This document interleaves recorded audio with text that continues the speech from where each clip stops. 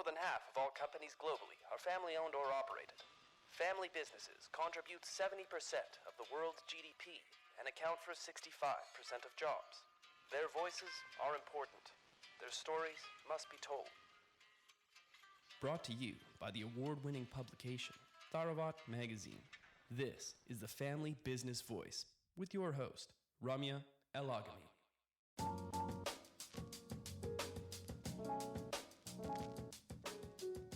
Leadership starts with awareness.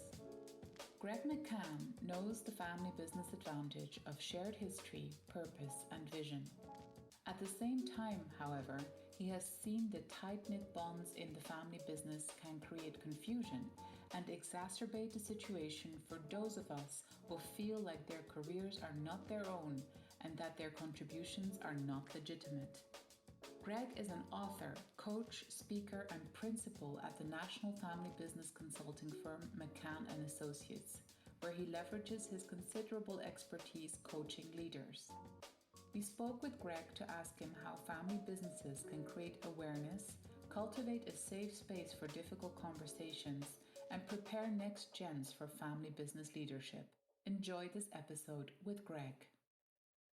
I think it would be really great to start off this conversation by understanding why you are so passionate about family businesses in the first place, because I always think that makes for a great starter of the conversation, because I always wonder how people end up in this or interested in this field. I'd say in a word, it was serendipity. So I grew up in a family. My dad's been a serial entrepreneur. He is 85 this year and is just retired. So I started working in some of his businesses at the age of 12. I was sent off to work in one of the nursing homes as kind of a maintenance guy for $1 a day, way back.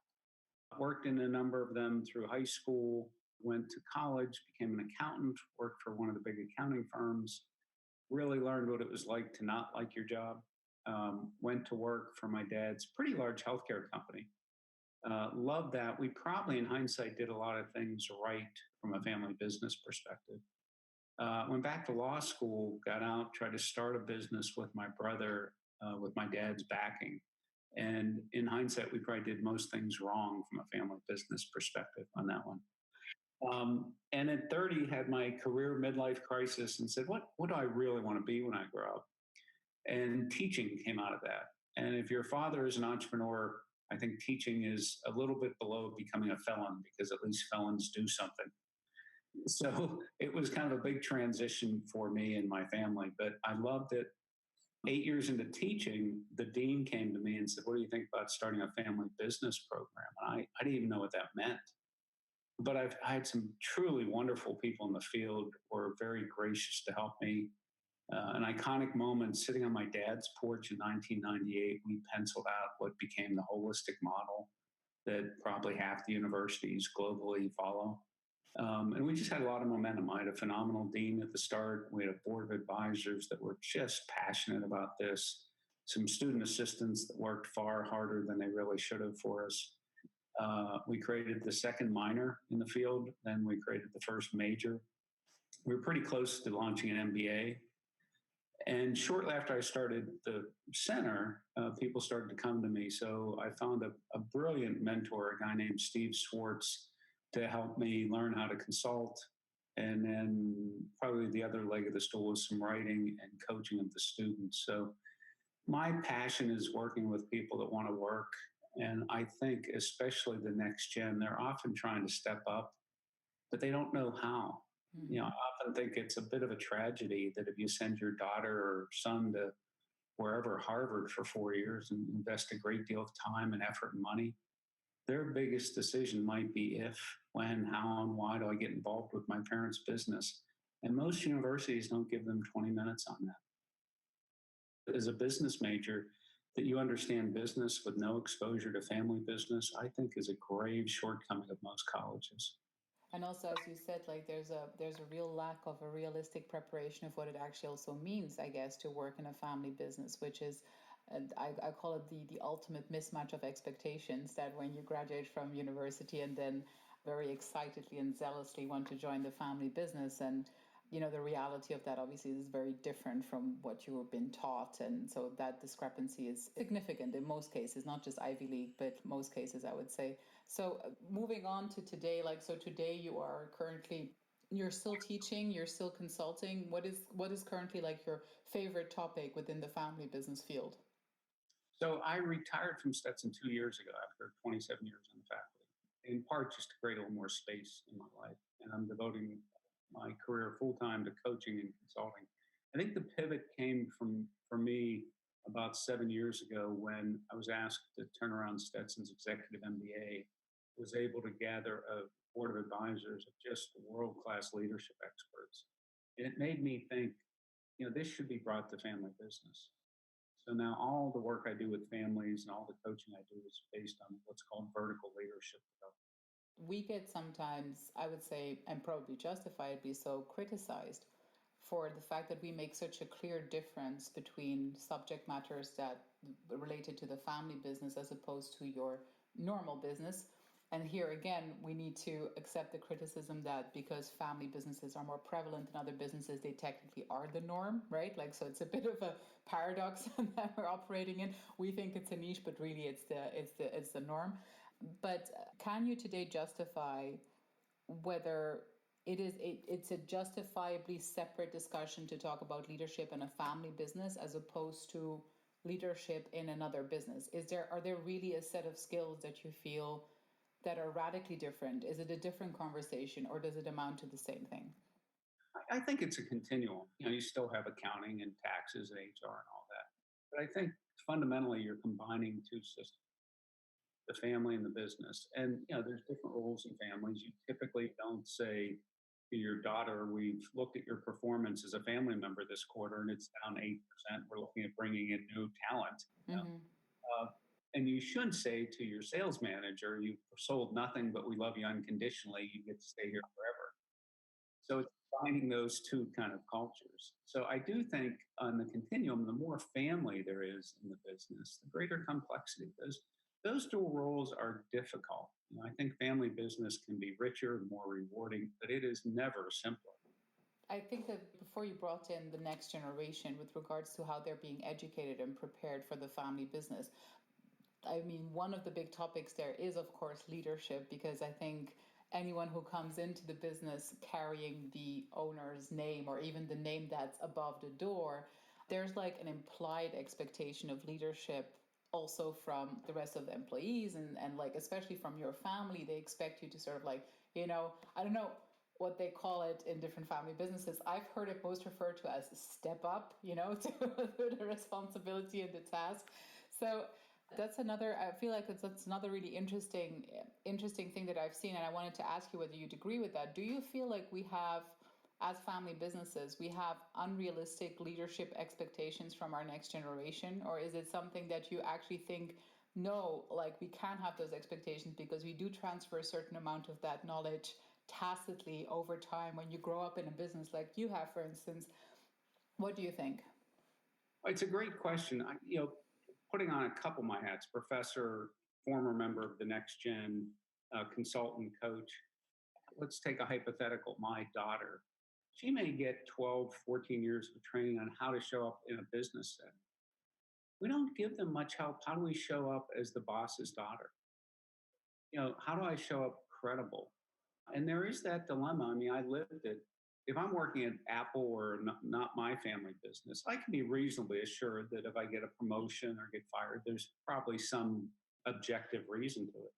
But if you're the boss's daughter, you always wonder, are people sucking up to me and giving me false praise, or are people resentful of me and giving me false criticism? So the core of the program that we developed, the major, was how do I show up as credible?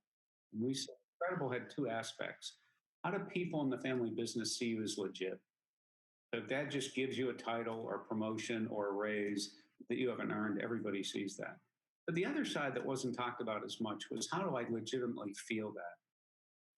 And there was a little gender correlation. We found the young men tended to err on giving themselves too much credit. Not always, but often. We found the young women often erred on not giving themselves enough credit. Sorry, I'm not laughing. It's not a laughing at, it's just a not surprised laughing. Now they say that dynamic only lasts till the men turn 70 and then it changes, but no, no. Too little, too late, I say so. But it's interesting though. I think, and as you said, like, you know, preparedness. I think we were talking a lot about that, and preparedness is an important thing. Preparing anyone for a leadership position, especially in a family business, that is it's a highly complex thing to be a leader of a family business. That is for sure. But then it's a highly complex thing to be a leader today, period, because the increasing complexity that we operate in, the increasing amount of information we're supposed to make sense of as leaders today, make it almost impossible to still run one-man show, right? Like, I think we're all mostly thinking in leadership teams today, but still there's always that one person or that small number of people who like shoulder the ultimate responsibility for things. Do you feel like leadership skills have massively changed over the centuries, or do you feel like, you know, still what made Napoleon successful then will make us successful today? Like, are there certain things that are timeless, or do you feel like, no, look, in the face of this kind of age, like, leadership skills had to change entirely? Totally different people get to be leaders today than before. I mean, I think there are some people that just have a force of nature, you know, maybe George Patton or Napoleon or something. But I think the difference today is two things, and this segues into the vertical leadership. It says you have to develop a capacity that you probably didn't necessarily need in the past. And that's things like I have to be aware of how I show up. I'm the second oldest son. I'm an ENFJ on the Myers Briggs. I'm Irish Catholic, whatever those components of self awareness are. So that's more important than ever. I think given millennials and empowerment and people are more educated, you have to have empathy of what inspires the people around you. You know, short of a command and control thing where you just get compliance out of people. To get buy-in, you have to be persuasive. To be persuasive, you have to have empathy. And to do that, you have to frame what's our vision here? What are we really talking about? All the complexity, what's the mark on the hill that will inspire the people I'm working with? And so I think that capacity is one thing. The other one is agility. And I like the metaphor of a car with gears. You know, no gear in a car is good or bad, but they have the right place to use them. In our executive MBA, one of the mantras was, what's the right gear to be in? I'll give you two quick examples. I have a client who's incredibly good at advocating, but he's so good at it and overuses it that he overwhelms his leadership team, thinks he's getting buy-in, and he's sort of getting half compliance. Mm-hmm. As he's become aware of that, he now knows that's a gear he can use, but shouldn't use all the time. I would even go back. One of the debates I had with many of my colleagues on campus was, to me, education is far too narrow a term. I think development is intimate. You know, saying, Ramya, what are your blind spots? What are your weaknesses? Mm-hmm. And your grandmother, she has to let go of control. That is not education. That is an intimate development of understanding. So education is a little safe. I think, you know, there's any place on the planet we should be able to get intimate, it's with our families. Mm-hmm. That's an interesting observation. I do think though that, you know, you just said it yourself, also asking me that question, what are your blind spots, like that level of awareness, right? And I think you speak about this a lot, that level of awareness is not a given. In individuals, in families in general, like family cultures might have very little awareness. As a culture, like there might be very little introspection, and there might be very little that kind of conversation or space, even that people create very little space, safe spaces for those kinds of conversations about weaknesses and ambitions, etc. So I know that you have spoken about this, so how to increase awareness to make that development even possible in the first place, right? Like, because now we're talking about the premise where everyone agrees there is a development need, but how about taking a step back? So how do we create that awareness in a family business that we need to focus on self-reflection? You know, one of the ways to distill this down is you can't work on something until you're aware of it. So without cultivating awareness, you're never going to become more effective. Mm. So how do you cultivate awareness? Well, one is creating a culture of feedback. Feedback is not code for criticism. Most experts say you should give 4 or 5 up to 7 pieces of positive feedback for every one critical. So say, Ramya, when you stepped up and explained the software, even though the people in IT could not, it really showed us that you're committed to the company and able to step outside of roles and so on. But giving people positive feedback is really helpful, really powerful, and reinforces the good things they do. Mm-hmm. I'd say the other one is coaching, and that can be peer coaching. That can be, I can't tell you how many coaching sessions where you just hold up the mirror and let people see a pattern, and all of a sudden that pattern now becomes a choice, like the Hmm. advocating all the time. He said that has changed his life to realize he overuses that fear. Meditation. A meditation teacher I worked with described meditation as solvent for the ego. It helps you see your story is just your story. It's not reality. And the other person's story is very important to them, and it's their story, and it's as legitimate probably as yours. Greg, but let's talk about ego for a second because it's probably one of my favorite subjects in the family business field. I don't think we talk enough about ego, and that's my ego's view basically of the situation. It's really because it is such a big elephant in the room, isn't it? Because like most conflicts that I see around me in family businesses, even in my own, could probably be resolved if one or the other or all of us would like, just take a step back on ego. And I think I'm joined in this by a lot of other family business members, is that it sometimes is very hard to understand of ourselves when it is that the ego actually interferes, because it can be very subtle, right? It's not something that announces itself. And I think this particularly in leadership where you're so exposed all the time, right? Like you're so exposed to your employees, your family, to your customers. What are sort of for you the telltale signs, like, where you say like, okay, well, these are indicators that your ego is taking the upper hand in the decisions you're making as a leader? That's sort of the essence of vertical leadership is how do I start to look at my ego? How do I step outside of the system? And that system can be my own ego. So one of my work early on shadow work was I tended to react strongly to bullies. I thought that was really noble. I was defending people who were being bullied. Through some humbling work, I realized that I was overreacting. That in fact, I was becoming a bully to bullies. I was becoming that which I sort of despised. Well, now when I think I'm being the white knight running in to save somebody, I try to pause and really reflect and ask for some feedback on if my reading of the situation is fine. So again, it starts with awareness, then it's working on it. I love the analogy. It's like getting in shape. You can't say back in '96 I went to the gym a couple times. You can't say I went to hear an expert speak on working out and that's all I do. What is your daily practice? Is it meditation? Is it a coach?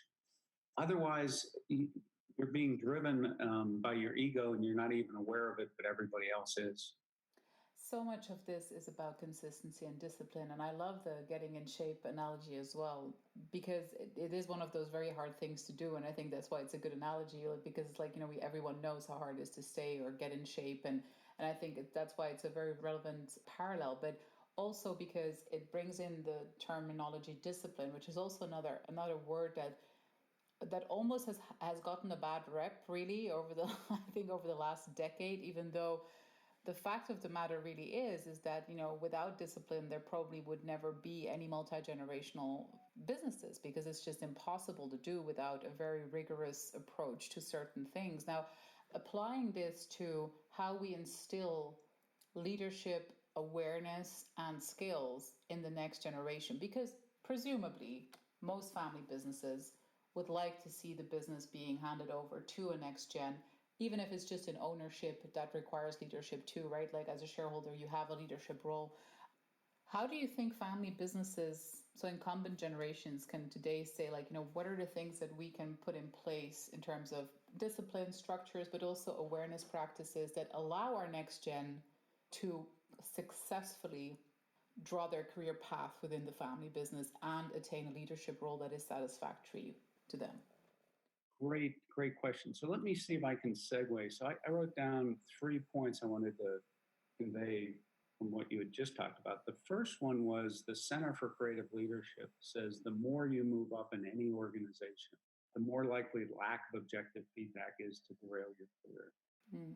I think that's doubly true in a family business. So for the listeners, if you said the biggest risk to derail your career as a leader is not getting feedback, you take nothing away from this podcast, but that would be important. The second one that I jokingly used to say to the MBA students, if you're thinking of getting a tattoo, get this. The Gallup poll in the US found that the number one reason people leave a job is a bad boss. So if you need inspiration not to lose the best talent in your family's business, it's become a better boss, become a better leader. And then the third one, and I want to come back to your question about developing the capacity of the family, is a quote from Einstein. Let me see if I have it here. But it basically says the mindset that created a problem isn't going to be the mindset that solves the problem. That goes back to that capacity, that vertical development.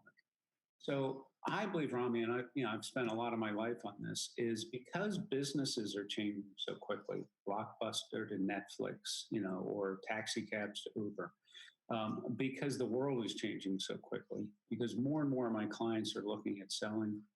I think seeing the family as the enduring unit means, so if you accept that we're a family in some kind of series of enterprises, a family office, a charitable foundation, two businesses, then it's incumbent to say more than ever before, the family's got to work on developing this capacity. We have to be vulnerable. We have to work on our egos. We have to have the difficult conversation. The research shows after that, the structures and policies and the other stuff is important, but that should be step two.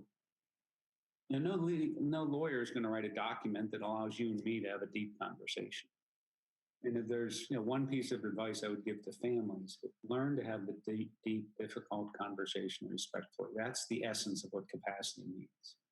And I see the families that do that, it pays off. The families that don't do it, it's always the bump under the carpet they keep tripping on. I love that. Love what you said. I think there's a lot of takeaway from that, of what you just said, and very important. And again, just as a sort of maybe a little bit of a final question, what I would love to know is, like, we talk to a lot of family businesses that are in what seems to be like an impossible situation. Now, these impossible situations come along not just once a generation, but multiple times, as we know, right? Like we feel like we are with our backs against the wall more than once in our entrepreneurial lives. And I do feel, and this is maybe my impression, but you please correct me if I'm wrong, but I do feel like there are more tools today and more awareness today, and there's more material and advice available today on how to get out of these problems and how to hone our leadership skill than before. Now, this might be my impression, but I feel like there's tons of tools today available, really,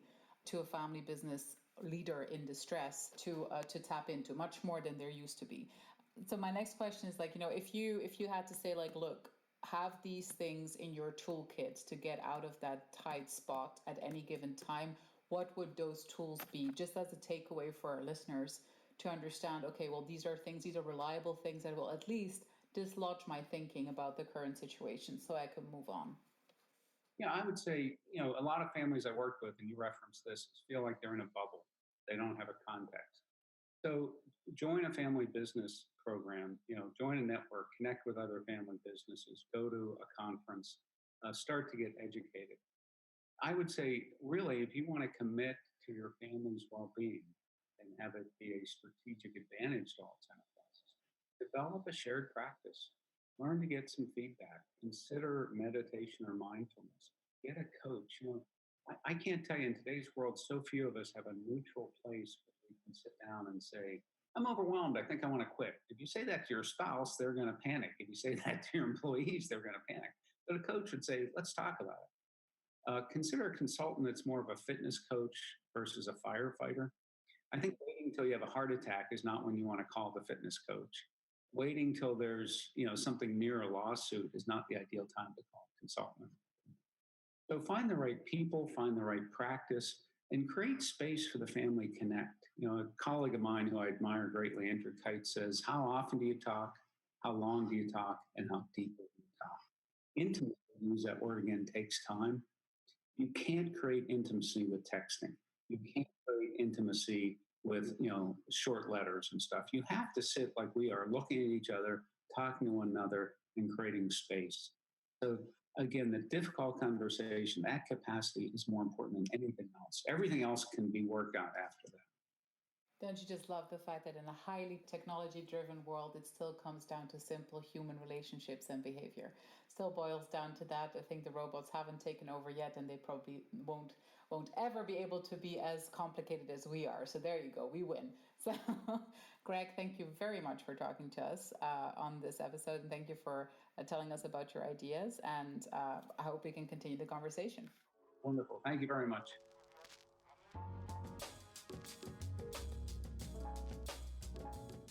Thank you for listening to the Family Business Voice. Subscribe to our channels now on iTunes, TuneIn, Stitcher, or Spotify to be notified of our weekly episodes.